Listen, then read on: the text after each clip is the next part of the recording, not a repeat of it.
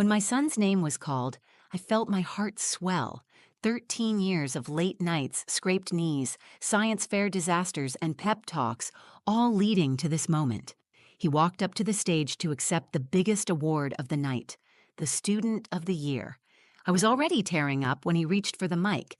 I thought I'd be recording his proudest moment, but then, from the front row, my ex-husband's new wife stood up, snatched the microphone from his hands, and smiled like the moment belonged to her. She turned to the crowd and said, "He only won because of my influence." And the room, God, the room, clapped. They clapped. I didn't say anything. I just smiled.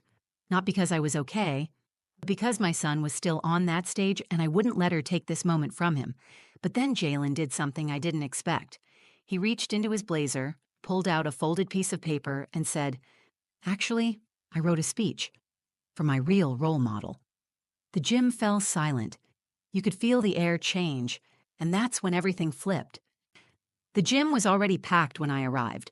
Rows of folding chairs stretched across the hardwood floor, and families were crammed into every inch of space.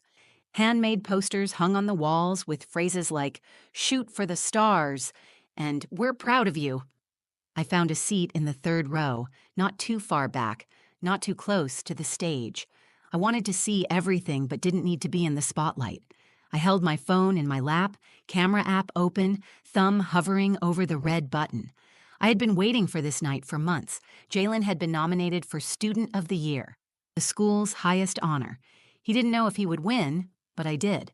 Not because I'm arrogant, but because I've watched this boy show up every single day with a kind heart and a sharp mind. He helped other kids with their homework even when he was tired. He picked up trash in the hallway because he said it made the school feel better. He's that kind of kid, and I'm that kind of mom. I'm Kendra Miles. I'm 38 years old. I teach at a local elementary school. I've been a single mom since Jalen was 7. His father, Darren, left shortly after we bought our first home together. He said he was unhappy and wanted a fresh start. Within a year, he was posting vacation photos with a woman named Talia. 3 years later, they were married. I've never said a bad word about them in front of Jalen. Not once. Even when he came home from their weekends together with expensive sneakers and stories about luxury restaurants, I stayed quiet. I didn't have the money or the lifestyle, but I had consistency. I had love that didn't disappear when it was inconvenient. Talia, on the other hand, made her presence loud. She's the kind of woman who shows up to PTA meetings with designer bags and talks like she's running a PR campaign. She posts pictures with Jalen on social media with hashtags like bonus mom and winning at stepmom life, even though she only sees him a few times a month. It never felt real. It felt like performance. Still, I never challenged her. I never corrected her when people assumed she was more involved than she was. I figured the truth didn't need defending. Jalen knew who had been there. But that night, as I sat in that gym, I noticed something. Darren and Talia were seated in the front row directly across from the stage. Talia was dressed in a red satin dress that clashed with the school's blue and white colors. She wore heels that clicked sharply against the gym floor and a thick gold bracelet that caught the light every time she moved. People glanced at her like she was the one giving the speech. Jalen was sitting with his class on the other side of the room. He looked so handsome in his navy blazer and pressed khakis. He caught my eye and gave me a small wave. I smiled and waved back, my heart racing. The principal stepped up to the microphone and began reading the names of students receiving awards. Applause followed each name, proud parents snapping photos, kids hugging teachers. It was beautiful, wholesome, the kind of night you wish you could bottle up forever. Then came the final announcement, and this year's Student of the Year award goes to Jalen Miles. I gasped and immediately hit record on my phone. The room burst into applause. I stood up and clapped as hard as I could, my eyes blurry with tears. Jalen stood, clearly stunned, and walked toward the stage. The principal handed him a plaque and a microphone. He looked out at the audience, then down at the note in his hand. I could see the paper shake slightly. I leaned forward in my chair. I was ready to hear my son thank his teachers, his friends, maybe even mention the hard work he put in. I was ready to cry. I was ready to remember this moment for the rest of my life. But I never got to hear that speech, not then. Because just as Jalen raised the mic to speak, Talia stood up, stepped forward, and grabbed it from his hand with a laugh like she was part of a comedy routine. I froze. She turned to the audience and smiled. I just want to say something real quick. Jalen wouldn't be standing here today without me, my influence, my standards. I've helped shape him. This is my win, too. And then the clapping started. It wasn't everyone, but it was loud. I looked around, stunned. People were actually clapping. I didn't move. I didn't speak. I held my phone steady, forced a smile onto my face, and waited for my son to get that microphone back. Inside, I was holding 1,000 pieces of myself together, because I had a feeling this night wasn't over, not by a long shot. For a few seconds, no one said anything. The room seemed to freeze in time. Talia stood on that stage, smiling like she had just been handed the award herself. She held the microphone with one hand and rested the other on her hip, like she was waiting for applause. And it came. Hesitant at first, then stronger. People actually clapped. Parents, teachers, students, some out of confusion, some out of habit, maybe even some who believed her. I sat in my seat, forcing my jaw to stay shut. My hands were locked in my lap, fingers clenched so tightly my nails dug into my palm. I could feel the burn in my eyes, the pressure building in my throat, but I didn't cry. I didn't move. I kept the phone steady in my hand. If I stood up now, if I spoke, it would become about me, and I wouldn't give her the satisfaction. Jalen stood just behind her, frozen, his arms at his sides. His expression didn't change, but his eyes scanned the crowd. He looked unsure, caught in the spotlight, but robbed of his voice. He was 13, but in that moment, he looked younger, vulnerable, like a kid who wanted to disappear. Talia looked down at him and gave him a quick pat on the shoulder before turning back to the audience. "I've always believed in high standards," she said, like she was giving a TED Talk. "And when I came into Jalen's life, I brought structure, discipline, and values. I knew he could be great if someone pushed him." My stomach turned. She hadn't packed his lunches. She hadn't sat through IEP meetings when the school thought he was struggling with focus. She wasn't the one who found the math tutor or stayed up until midnight helping him rewrite his science fair paper when the volcano exploded in the backseat of my car.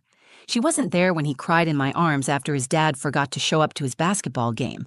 But now, here she was, claiming credit for a child she barely knew beyond photo ops.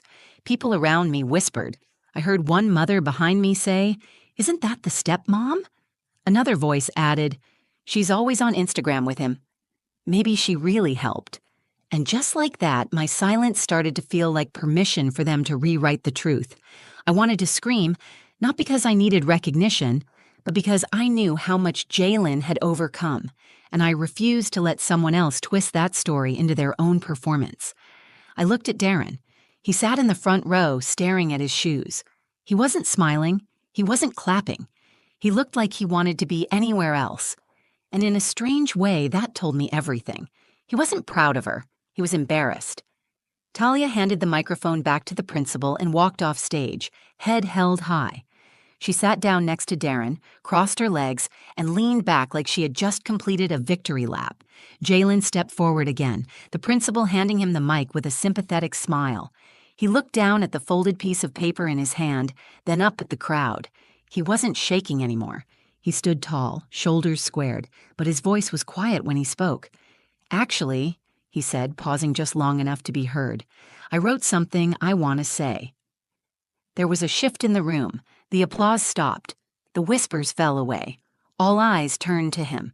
He unfolded the paper slowly, smoothing the creases with his fingers. I could see his lips moving as he reread the first line to himself, steadying his breath. In that moment, I realized he hadn't just prepared a thank you speech. He had written a tribute, a truth. And I didn't know what he was about to say, but I could feel it. This wasn't just a kid giving thanks. This was a boy ready to remind the world who had really been there for him. The air in the room thickened. People leaned in. Talia glanced over, her smile still frozen in place, but her fingers started fidgeting with her bracelet. Jalen looked out across the crowd. Then he found me. Our eyes locked, and without saying a word, I knew he was about to reclaim what had almost been taken. Jalen didn't rush. He stood with the calm of someone who knew exactly what he needed to say, even if the room wasn't ready to hear it. His fingers stopped fidgeting with the paper. His voice came steady. "This is something I wrote at home. I wasn't sure if I'd get a chance to read it, but I think I should." He paused just long enough for the room to fall completely quiet. No movement, no shifting. Even the principal folded her hands and stepped back. I had never seen a middle school gym so still. Jalen cleared his throat. "I want to thank the person who helped me become who I am, someone who believed in me even when I didn't believe in myself, someone who never missed a parent-teacher conference, who helped me study when I was failing, who sat beside me when I thought I wasn't smart enough, the person who showed me what strength looks like, not by saying it, but by living it." My breath caught. He hadn't said my name yet, but I could feel where it was going. Still, I didn't move. I didn't cry. I held the phone as still as I could and tried to stay in the moment. Jalen kept going, louder now.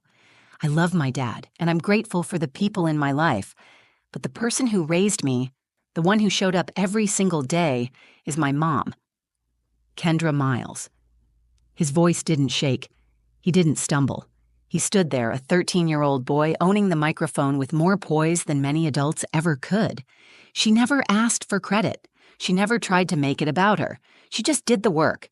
She stayed when things got hard. She's the reason I even believed I could win something like this, so I want to dedicate this award to her. She's my real role model. I felt the tears rise, but I didn't wipe them away. I wanted Jalen to see me exactly as I was. Proud, grateful, and finally seen. Around me, the silence broke. A single clap, then another. Then a wave of applause rolled through the gym. It wasn't like the awkward clapping from earlier. This was full, open, unmistakable. It wasn't polite. It was earned. People started turning in their seats to look at me. A few parents nodded. One of the teachers gave me a soft smile. I didn't stand. I didn't need to. My son had already put me center stage in the only way that mattered. On stage, Jalen folded his paper, handed the mic back to the principal, and walked down the steps. He didn't even glance toward Talia or Darren. He came straight to me. When he reached me, he didn't say anything right away. He just hugged me. Tight. Longer than any hug I'd gotten in years. I held him like I was holding everything we'd fought through. "I love you, Mom," he whispered. I pulled back enough to look him in the eyes. "I love you too, so much." When we finally sat down, I could feel the energy in the room shift. People around us were still clapping as the next student was called, but their eyes kept drifting back toward us. I didn't need the attention. I didn't care about being noticed. What mattered was that Jalen had spoken his truth. Not for drama, not for revenge, just because it was time. I glanced toward the front rows, and Darren was clapping along with the crowd, but his face was unreadable. Talia sat stiff, her hands folded in her lap, her eyes fixed on the floor. Her smile had vanished. The truth is, I hadn't come to that ceremony expecting to be acknowledged. I came to cheer for my son. I had been doing that since the day he was born, through good grades and bad weeks, through heartbreak and homework and everything in between. But Jalen had decided, on his own, that silence wasn't enough anymore. He saw what happened. He felt the weight of someone else trying to hijack his moment. And instead of shrinking, he stood taller. That was the moment everything shifted. He didn't just stand up for me. He stood up for himself, for his story, for the truth. And he didn't need a mic to do it. But when he had one, he used it better than anyone else in that gym. Jalen had taken his seat next to me, but the room hadn't settled. It felt like everyone was still processing what had just happened. A few parents turned around to glance at me again, offering quick nods or faint smiles. One of Jalen's teachers, Mr. Callahan, gave him a subtle thumbs up from across the aisle. The next few award presentations continued, but they felt like background noise. I watched the stage, but my mind was still replaying Jalen's words, each one echoing louder than the last. My real role model, my mom. The applause he had received was different. It wasn't loud just because people were impressed. It was loud because something real had been said in a place that had almost allowed something fake to take over. When the ceremony ended, people stood and started moving toward the stage to take pictures with their kids. Jalen looked at me. "Do you want a photo?" he asked. "You're the star," I said, smiling. "It's your choice?" "I want one with you," he said. "Just us." He pulled me toward the side of the gym, where the Student of the Year banner hung near the bleachers. The school mascot was painted on the wall behind it. a fierce-looking falcon that Jalen always said looked more like a confused pigeon. I wrapped my arm around his shoulders, and he held his plaque in one hand while balancing my phone with the other. We smiled. Click. After the photo, Jalen reached into his backpack and pulled out the folded speech again. "I want you to keep this," he said, handing it to me. I took it carefully, smoothing it out again and reading the lines one more time. My chest tightened. It wasn't just what he said, it was how he said it. The calm conviction, the clarity. He hadn't read those words to impress anyone. He had read them to reclaim the truth. As we walked toward the exit, I noticed Darren and Talia standing near the gym doors. They weren't speaking. Darren looked like he wanted to. Talia was scrolling through her phone, her lips pressed in a tight line. Jalen looked up at me. "Do I have to go talk to them?" he asked. "That's up to you," I said. "No pressure from me." He paused for a moment, then nodded. He walked over to them, and I stood a few feet away, giving him space. I watched as he spoke quietly to his dad. Darren nodded, said something back, and gave him a pat on the shoulder. Talia stayed quiet. She didn't say anything. She just watched him, with a forced smile, then turned her head away. Jalen walked back to me. His expression didn't change, but his pace quickened. When he reached me, he looked up again. "I just said, 'Thank you for coming,'" he said. "That's all I needed to say." I nodded. "You handled it well." He nodded back. "She looked mad." "She probably wasn't expecting honesty," I said. "You told the truth. That's all you can do." Outside the gym, the air was cool and crisp. The parking lot was lit by tall floodlights, and the sky above was the color of ink. We walked to the car in silence. Jalen carried his plaque tucked under one arm, his backpack slung low over his shoulder. When we got home, I made popcorn like I had promised him earlier in the week. We sat on the couch, our shoes kicked off, socks half off, the award leaning against the coffee table. Jalen reached over, grabbed it, and handed it to me. "I want you to put this wherever you want," he said. "It's yours, too." I didn't speak for a moment. I just held the plaque in my hands, running my fingers over the engraved letters. Student of the Year, Jalen Miles. "I'll find the perfect spot," I said. We stayed on the couch for a while, watching some cooking show he liked, neither of us paying much attention. My heart felt full in a way I hadn't let it feel in years. Not because I had been publicly thanked, not because anyone finally saw my work, but because my son had. He saw it. He saw me. That moment on the stage had been more than a comeback. It was a reckoning, a quiet truth spoken clearly in front of everyone who needed to hear it. And he chose me. Not just in private, but when it mattered. That was the win. The plaque sits on the shelf above our television now, not in a case or behind glass, just sitting there next to a photo of Jalen at 6 years old, missing 2 front teeth, and holding a soccer trophy almost as big as his torso. Sometimes I catch myself staring at it, not because of what it says, but because of what it represents. For years, I moved through motherhood like I was invisible. I didn't have time for recognition or praise. I worked, I showed up, I kept promises. I held Jalen through stomach flu nights and pushed through exhaustion to help him finish homework. I turned down promotions so I could pick him up from school. I budgeted every grocery bill like a puzzle, and through it all, I never asked for thanks. I didn't think I needed it. But that night in the gym, I learned something I didn't expect. Being seen matters. Not by the world, not by people scrolling through curated lives on social media, but by the one person you've poured everything into.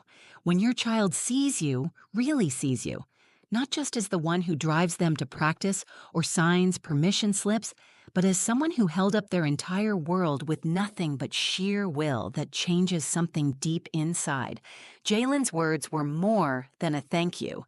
They were proof. Proof that I wasn't just surviving all those years.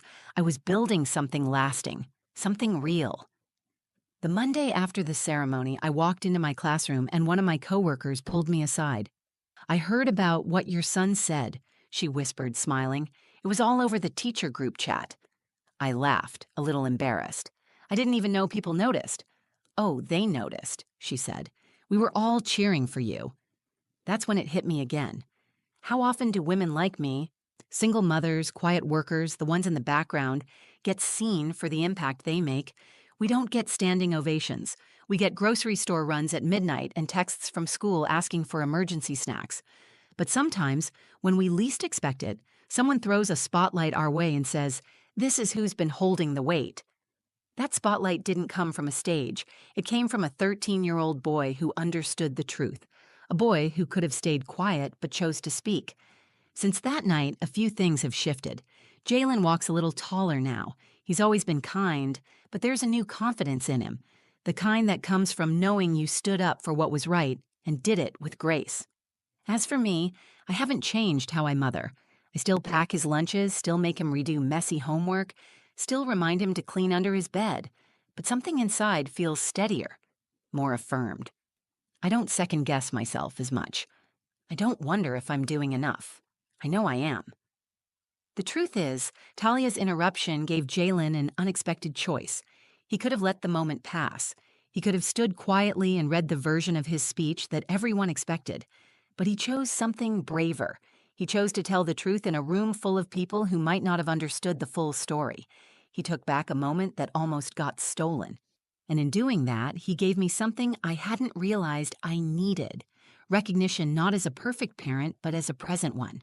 The kind who showed up, who stayed, who mattered. Some people think moments like that only happen in movies, but they don't. They happen in middle school gyms, in quiet houses with microwaved popcorn, in teenage voices cracking with emotion as they name the people who shaped them. They happen when love finally gets a microphone. That night wasn't about revenge. It wasn't about proving someone wrong. It was about a mother and her son standing in the truth they had built together. It was about knowing that real love doesn't ask for the stage, but sometimes it gets handed one anyway, and when it does, it speaks clearly. Because it remembers every night it wasn't seen, and it shines, not in anger, but in gratitude. That was Jalen's moment, but in his words, he gave part of it back to me, and I will carry that forever. If this story moved you even a little, if it reminded you of someone in your life who quietly shows up and gives everything they have without ever asking for credit, share it with them. Let them know they're seen. Leave a comment and tell me, who's your real role model? I read every single one, and your stories matter here. And if you felt something real while watching, hit that like button. It helps more people find this story. Subscribe to the channel for more true stories that don't just entertain, but stay with you. Thank you for spending your time here. It means more than you know.